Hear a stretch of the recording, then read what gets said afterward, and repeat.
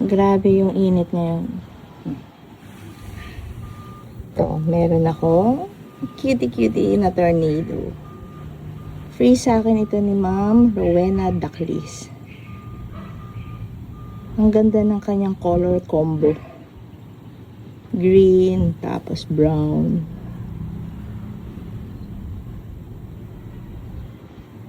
Loam soil lang ginamit ko dito. Loam soil with river sand. Pero madali lang daw itong alagaan eh. Ayon sa mga nababasa ko, nare-research ko, mabait ito. Si Tornado.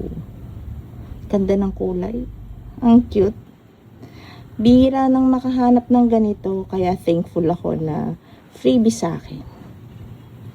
Ayan. Super. Tapos ngayon, nilalagyan ko na ng pebbles yung ilalim. Tapos loam soil na may river sand. Tapos ang toppings ko is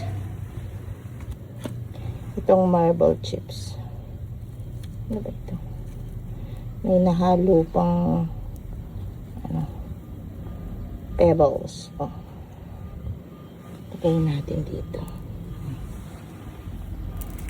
Super init.